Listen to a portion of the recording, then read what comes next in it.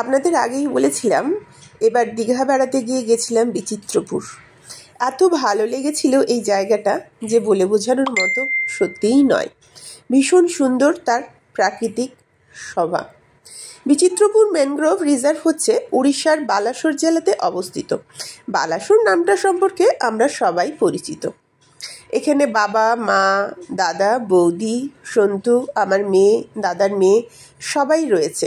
খুব সুন্দরভাবে এখানে একটা বিশ্রামাগার ছিল আর লিখে দিয়েছিল যে কি কি করতে এখানে মানা। কাছে রাখতে বলেছিল ঠান্ডা জল, প্লাস্টিকের বোতল ফেলা যাবে না, তার জন্য তারা একটা ব্যাগ দিয়েছিল। পিকনিকের যত নোংরা এখানে ফেলতে মানা করেছিল, কারণ তারা বলেই দিয়েছিল যে প্রাণীরা বুঝতে পারে না খাওয়ার আর প্লাস্টিকের মধ্যে পার্থক্য, খেয়ে নিয়ে তাদের মৃত্যু হয়। এটা আলেশ্বর ডব্লিউএল রেঞ্জ আর বালাসোরের ডব্লিউএল ডিভিশনের অবস্থিত। বিচিত্রপুর যাওয়ার সময় আমরা অনেকক্ষণ বিশ্রামাগারে বসলাম। একটা করে বোট আসে, তারপর কিছুজনকে নামায়, আবার কিছুজনকে তোলে। আমরা বিশ্রামাগারে বসার পর যে বোটটি এলো তাতে যাওয়ার জন্য আমরা ধীরে ধীরে পা ফেলতে ফেলতে নিচে নামলাম, তারপর বোটে উঠলাম। বোটে ওঠার পরে এটা ছবি, বাবার কাছে আমি বসেছিলাম আর এই সেলফ গার্ডগুলো আমাদের দিয়েছিল পড়ার জন্য। কেউই পড়তে চাইছিল না, কিন্তু যিনি চালাচ্ছিলেন তিনি বললেন না পড়লে কিন্তু নেব না, পরে অন্য কেউ দেখলে কিন্তু আমাদের নামে নালিশ করে দেবে। জলটা কি দারুণ না, ভীষণ ভালো লাগছে। কেরালা গিয়েছিলাম বলে প্রথমে যখন এখানে এলাম তখন মনে হচ্ছিল ওরে বাবারে কি নোংরা জায়গাটা, একদমই ভালো নয়, শুধু কাদা। কিন্তু বোটে করে কিছুটা চলে আসার পর দেখতে পেলাম তার প্রাকৃতিক শোভা কত সুন্দর।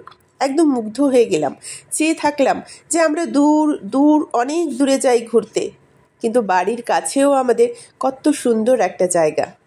দীঘা এসেছি, কিন্তু এত সুন্দর জায়গা দীঘার কাছে আছে জানতাম না।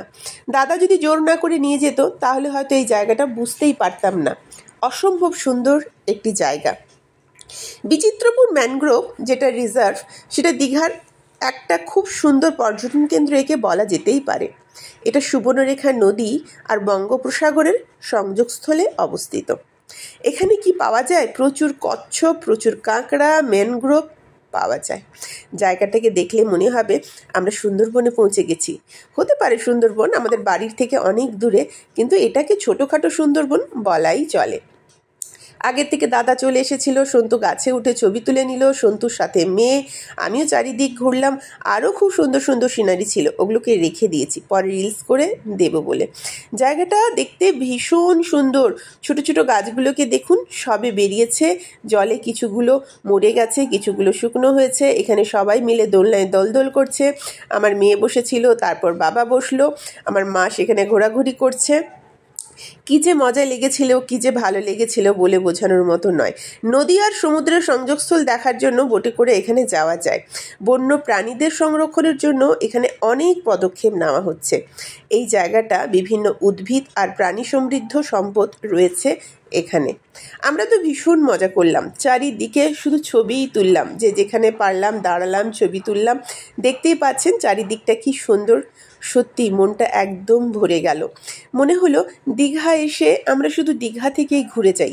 দীঘা যারা আসে তাদের কিন্তু এই জায়গাটা দেখা সত্যিই উচিত। আর এখানকার প্রত্যেকটা ফটো কি সুন্দর উঠেছে বলে বোঝানোর মতো নয়। শেষে আমি বললাম একটু দোল করব, আমার কয়েকটা ছবি তুলে দাও। এখানে না অনেক কাঁকড়াও পাওয়া যায়, কাঁকড়াগুলোও খুব সুন্দর। চারিদিকে এত মনোরম পরিবেশ, চারিদিকটা ভীষণ সুন্দর। আমরা আবারও বোটে চাপলাম ফেরার উদ্দেশ্যে। আবার সবাইকে দেখিয়ে দিলাম কে কোথায় বসে রয়েছে। আস্তে আস্তে আবারও প্রাকৃতিক শোভার কিছুগুলো ছবি তুলে ফেললাম। এই পৌঁছে যাব ভাবতেই মন খারাপ লাগছিল।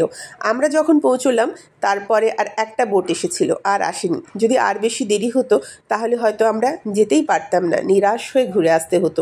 তাই সময় রেখে এখানে যাবেন, কারণ জল কমে গেলে ওদের বোটগুলো যেহেতু আসতে পারে না, তখন ওরা আর আটকে দেয়, ওরা আর ছাড়ে না। ওরা ঠিক জানে কতক্ষণের মধ্যে ওরা ফিরিয়ে আনতে পারবে। যতক্ষণের মধ্যে ওরা বোট ওখানে রেখে দেখানোর পর ফিরিয়ে আনতে পারে, ঠিক ততক্ষণ আপনাদের বোটে করে নিয়ে যাবে।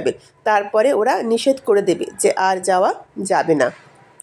এই যে বোটগুলো যাচ্ছে দেখুন, এবার কিন্তু এগুলো খালি যাচ্ছে, শুধু আনতে, আর কিন্তু কাউকে এরা নিয়ে যাচ্ছে না।